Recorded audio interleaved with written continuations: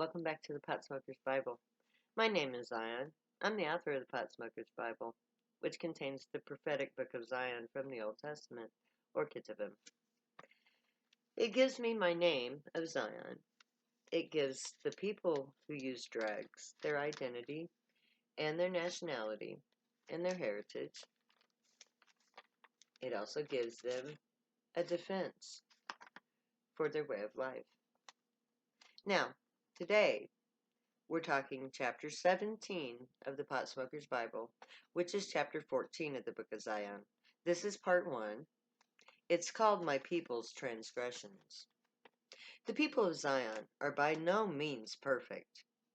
This chapter points out our faults, and we do have many faults. We are above all ignorant of our true nature. We waste our lives on good times, and we commit our fair share of crimes.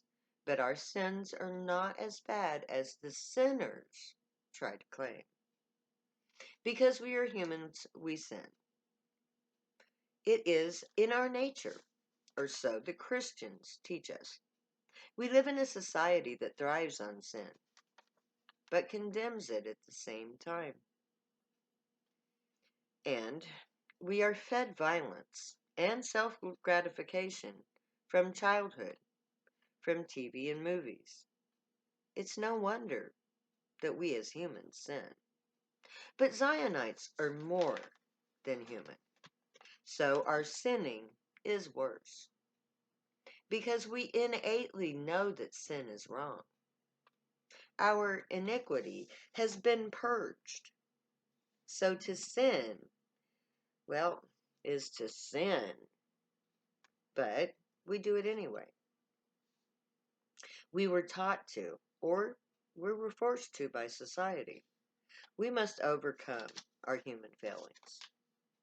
And much of our true sin is either forced on us or forced out of us. Our lives are made to suck by society. Some of our poor people steal to survive. Some do so from injustice or from greed. But most of us in the Zionite community, we don't steal at all. In fact, we don't sin at all. The ones who commit crimes do so because of circumstance, not because they want to, but because they have to survive. Now, gang violence is one of the worst sins of my people. The killing of fellow Zionites is a horrific crime, but history tells us that our gang-related problems were inspired by police brutality. The unjust treatment of the minority youths created the need for protection in the form of gangs. You know, safety in numbers. Society created the gang violence, which must come to an end. Gangs should protect each other from the police, not fight each other over American territory. Now, our sense of family, fidelity, is all but gone. The destruction of the family unit through the foster care program has torn the families of Zion apart, and there is no unity. Parents feel it's okay to separate on any pretext, leaving our children vulnerable, easy prey to the cops and to the perverts alike.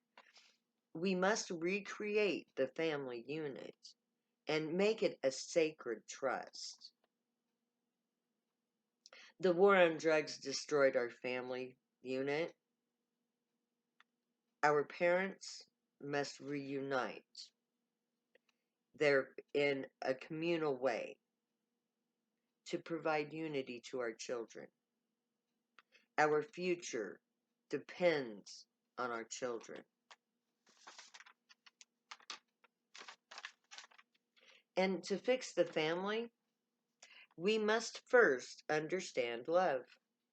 Love is the heart of the family unit. Without love, there is no unity. Without unity, there's no familial tie. Our modern marriages are not based on real love, but on a perceived love. This perceived love doesn't last. We as gray are too honest to remain with the wrong person. So, for the family, we must realize the truth of love. Just because we are attracted to a person doesn't mean that we love them. Love is deeper than attraction. Attractions just aren't enough. Love is a biological thing. It's a part of nature. Always has been, always will be. Each of us has a love of their own. Your soulmate. This mate is your energy wavelength twin. You both have the same energy signature.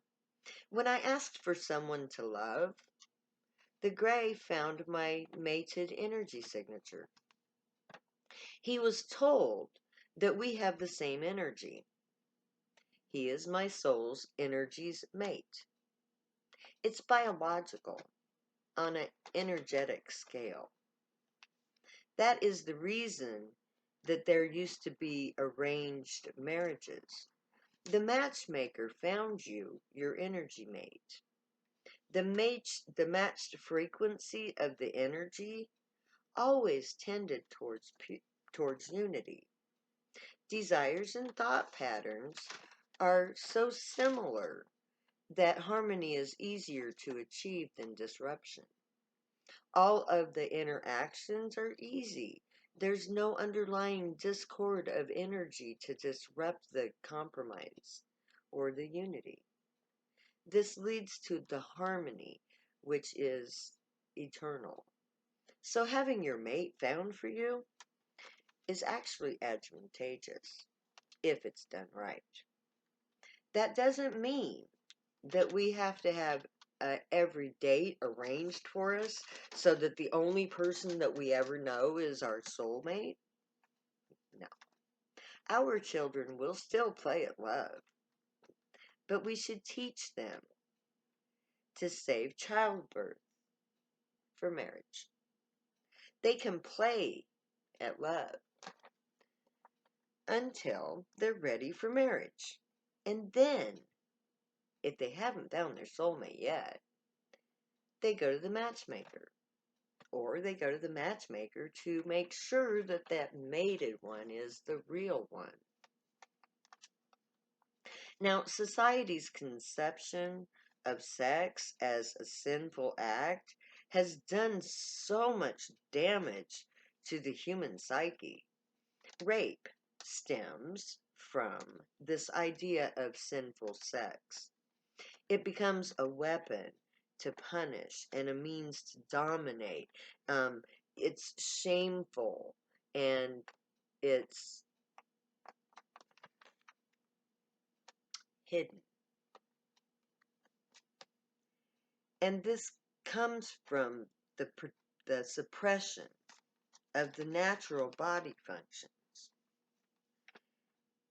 To make a body function into something that is sinful is in itself a sin because it's not natural. You can't say that something that your body does naturally is a sin. How can something physical, natural, a part of life, be a sin? This sinful idea of sex perverts sex and creates evil from the most beautiful act in physical reality. The reason that we of the spirit choose to become physical is so that we can feel. Sex is about touch. To make sex is about touch. Perverting that sacred touch is evil. So in Zion, sex is for fun. Children are for marriage. Our children will be free to enjoy sex for its own sake, but childbearing will be restricted to the married couples. We can prevent pregnancy, so why restrict natural functions that enhance life?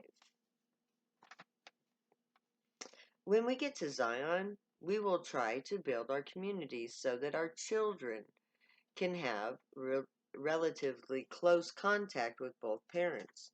Our children need their fathers. Our fathers need their children. And our mothers need their baby daddies to be there for their kids. So we will create an algorithm to place family members in close proximity so that way we can fix up our fucked up families. We are guilty of swearing. So, in fact, I call curse our own language. We swear more than any other people on earth, I think. Like I say, fuck is my favorite word. But society and energy waves make swearing a bad form of communication.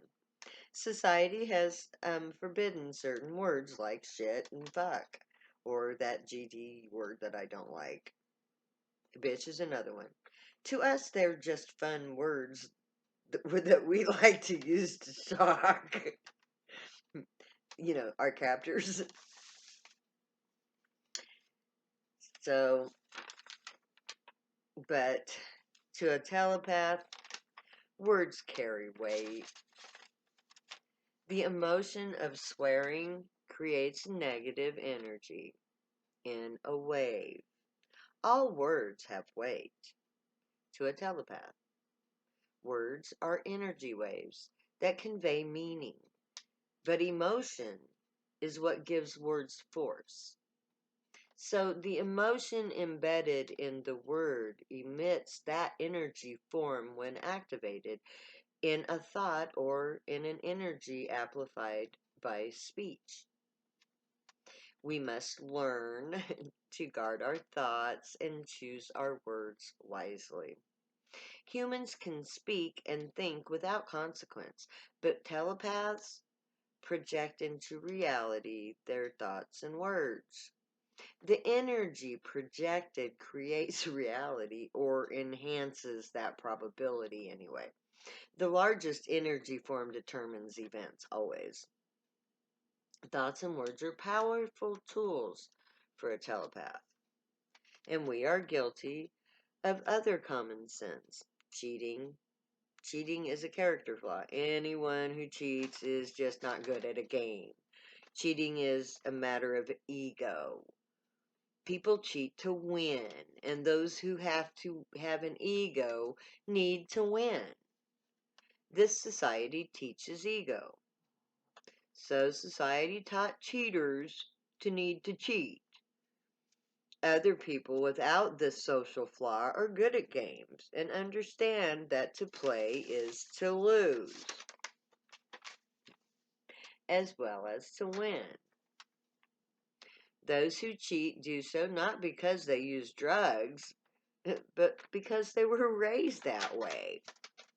And this is where I'm going to end today. So,